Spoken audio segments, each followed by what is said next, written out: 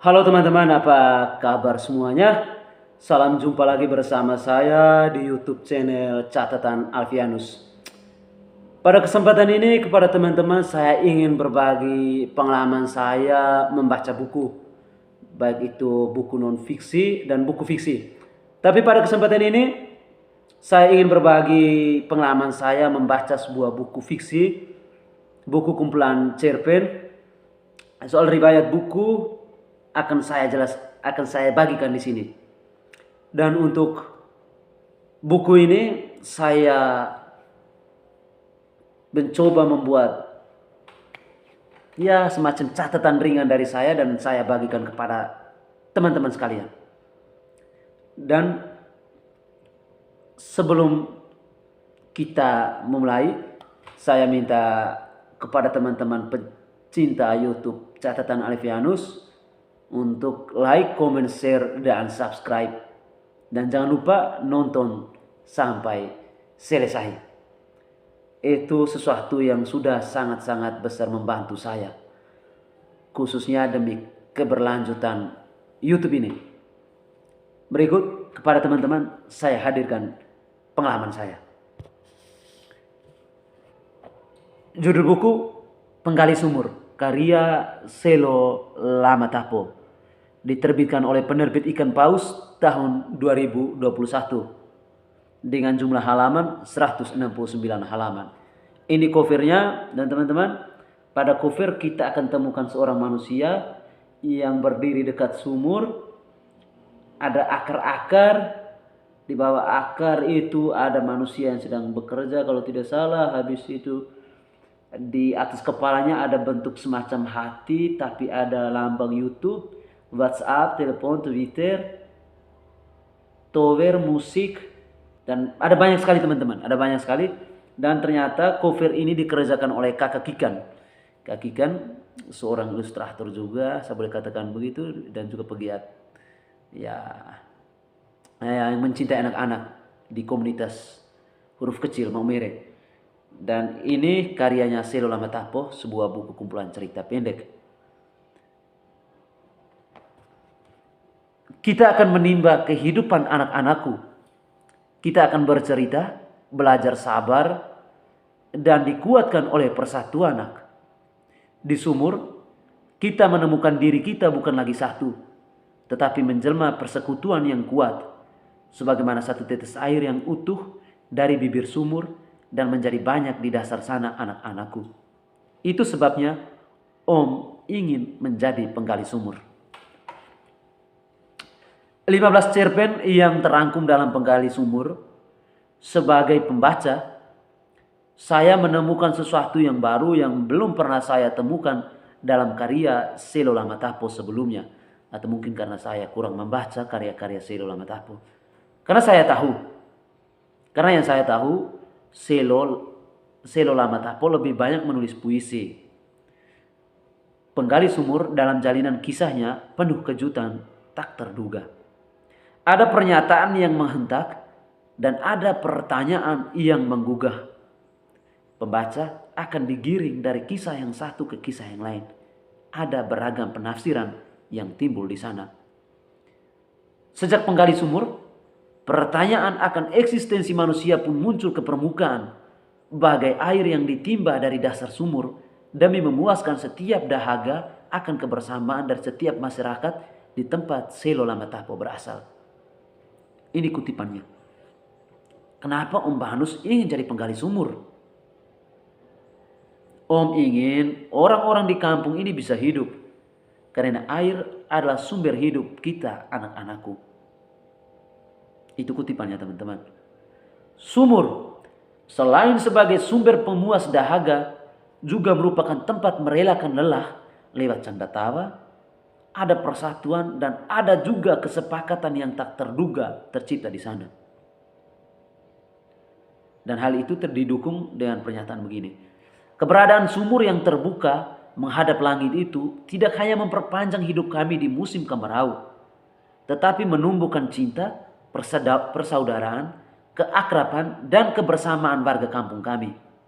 Selain itu, siapapun yang datang ke sumur itu pasti menemukan cinta yang bahagia dan menyaksikan persatuan himpunan manusia yang tak membedakan suku, agama, dan ras di kolong langit ini. Selo Lamatapo menjadikan sumur sebagai simbol persatuan dan persekutuan, bukan hanya untuk orang-orang di kampungnya, tetapi juga untuk masyarakat luas.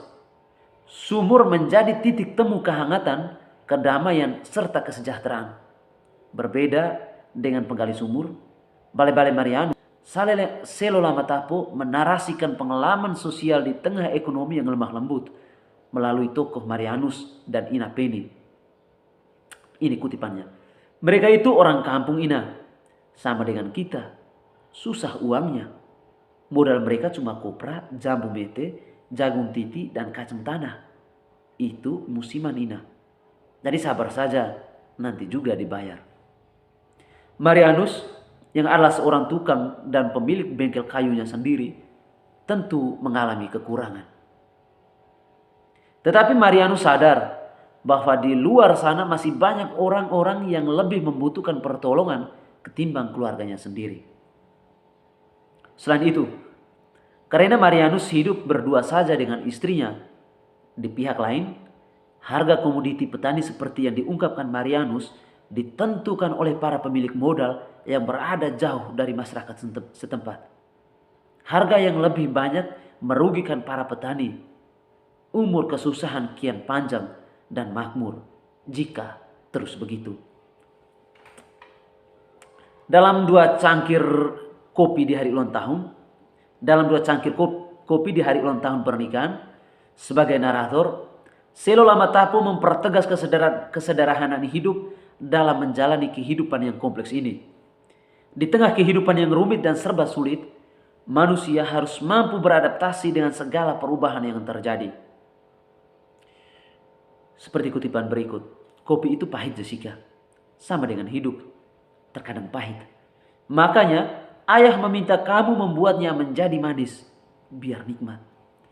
Hidup itu perlu dinikmati walau ada pahitnya.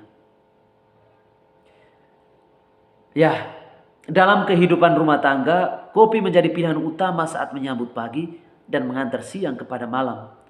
Kopi menjadi media antar keluarga di dalam rumah. Karena berbicara tentang kopi, bukan hanya tentang pahitnya, tetapi proses menjadi secangkir kopi, itu yang dijadikan pelajaran.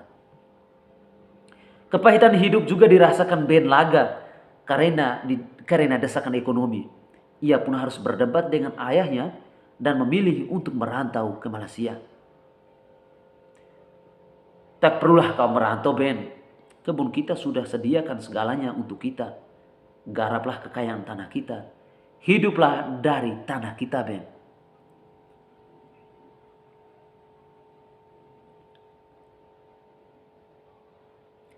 Bagaimana kita harus menggarapnya? Tanah semakin kering dan gersang. Hujan hanya turun sesekali. Butuh uang tiap waktu. Nah, uang menjadi persoalan utama bagi masyarakat di kampung. Di kota juga merasakan hal demikian. Manusia tidak pernah puas dengan apa yang ada. Maunya gampang saja tanpa harus bersusah payah. Yang dialami Ben merupakan representasi masyarakat NTT seluruhnya. Banyak sekali lahan tidur yang tidak digarap. Lebih memilih untuk merantau. Dan di perantauan sudah pasti harus bekerja untuk bisa bertahan hidup. Upah yang didapat kadang harus mengorbankan kesehatan.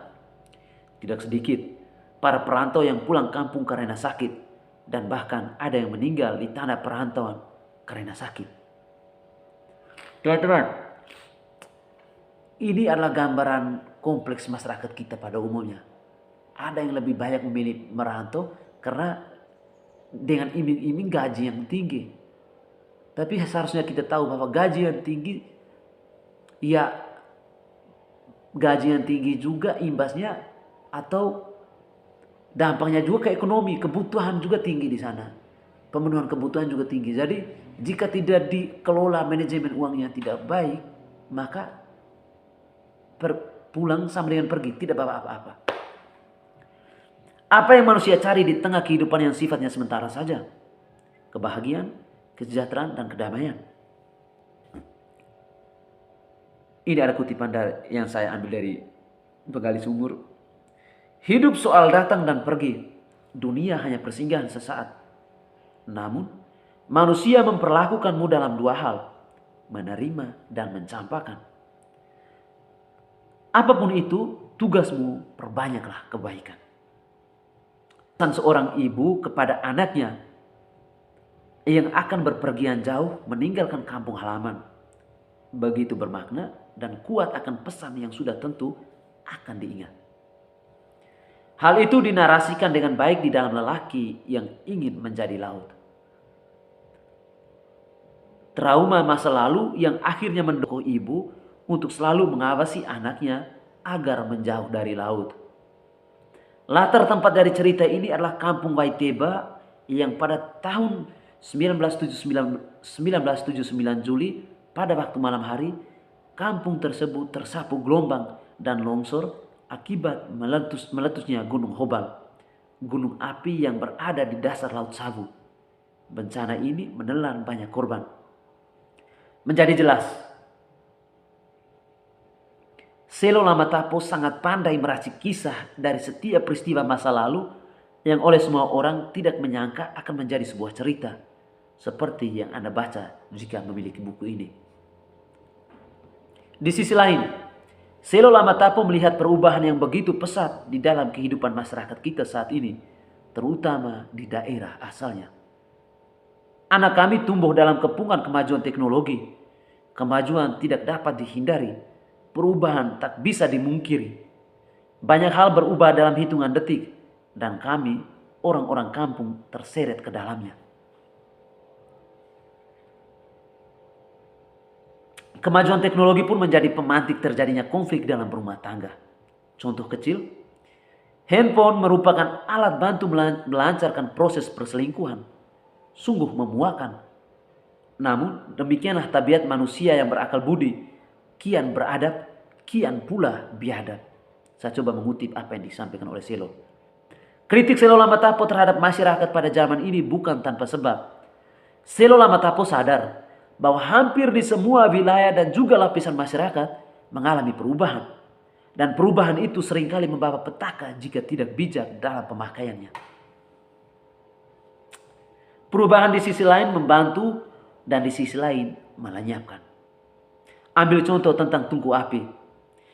Kini sudah diganti oleh kompor dan ada yang lebih canggih. Tinggal cok, semua masakan untuk makan pagi, siang dan malam pun beres. Kamu masih harus belajar banyak hal dari tungku api ini. Sebab tungku api ini adalah tungku kehidupan kita. Jika tiada nyala api di tungku, maka tiadalah kehidupan ini. Kehangatan dalam rumah seketika lenyap. Canda dan tawa di dapur kini hampir tiada. Semua pelan-pelan hilang. Masa kecil anak-anak zaman sekarang tidak seperti dulu lagi. Sepulang sekolah, semua rame-rame mencari kayu bakar di hutan, mandi di sungai, dan pulang penuh keriangan. Ya, ada banyak contoh masa kecil saya. Pergi mandi, kadang pergi bermain, mama harus ikut pakai rotan, baru bisa pulang ke rumah. Semua sudah dan sedang terjadi. Manusia harus bisa hadapi perubahan dengan sabar. Sebab kenyataan menimpa manusia tidak sesuai dengan harapannya. Angan manusia boleh lebih panjang dari lengannya, tetapi kenyataan jatuh atas caranya sendiri bisa lebih panjang bahkan lebih pendek dari umur manusia. Menarik apa yang dikatakan Selo ini. Ini sampai pada titik ini saya sadar bahwa Selo Lamatapo sedang membawa saya untuk pulang sejenak ke masa lalu. Sekadar bernostalgia dan kembali berbenah. Bahwa segala yang sudah terjadi hanya bisa dikenangkan ke dalam sebuah kenangan. Untuk pulang, manusia dihadapkan pada sebuah situasi yang sudah jauh berbeda. Dan saya bersyukur melalui jalinan kisah-kisah yang apik yang dibagikan Selo Lamatapo melalui tokoh-tokoh, alur ceritanya, setting tempat dan waktu membuat saya bangga menjadi salah satu dari sekian banyak orang yang betah tinggal di kampung serta berjuang membangun kampung dengan tidak pergi merantau, berproses dan bersyukur atas semua yang telah Tuhan percaya. Di sini bukan berarti saya Saya mengatakan bahwa mereka yang pergi merantau itu tidak baik. Tentu baik, semua kembali kepada pilihan. Apa tujuan dia pergi merantau? Dengan merantau dia bisa membantu dan meringankan keluarganya di kampung, oke-oke saja. Tapi selama dia pergi merantau dan akhirnya menyusahkan dirinya sendiri, akhirnya membuat orang tuanya semakin panik dan pikiran, ada apa dengan anak saya di sana, tiba-tiba dapat kabar sakit, pulang harus rawat kembali di kampung, itu menjadi soal. Ya, semua keputusan dibuat masing-masing. Dan di sini saya tidak menyalahkan mereka yang pergi merantau. Sekali lagi, saya tidak menyalahkan mereka yang pergi merantau. Dan akhirnya saya harus sampaikan terima kasih Selo Lamatapo. Sebagai pembaca, saya menyarankan Anda sekalian untuk membaca buku ini. Harus memiliki buku Selo Lamatapo ini. Tidak semua penulis mampu menulis dengan baik tentang kehidupan di kampung halaman. Lokalitas yang diangkat dan menjadi daya tarik tersendiri. Sebuah karya yang bagi saya cukup luar biasa. Ya, untuk saya ini sebuah karya yang cukup luar biasa. Untuk soal kurang dan lebihnya, karena saya bukan seorang pakar atau kritik sebuah karya sastra, saya tidak menilai itu, tapi saya melihat bahwa ada banyak hal menarik, positif yang saya dapat dari buku ini, dari buku Penggali Sumur ya. Dari buku ini, dari buku Penggali Sumur, itu hal positif untuk saya. Karena luar biasa, Selo bisa menulis ini di tengah-tengah kesibukannya mengerjakan skripsi, sebagai seorang frater dan melakukan pelayanan, tapi dia sempat membuat sebuah karya yang tentunya kalau kita membaca bahwa ini seperti yang saya alami di tengah kehidupan masyarakat. Dan profisiat Selo Lamatapo untuk sebuah karya luar biasa ini.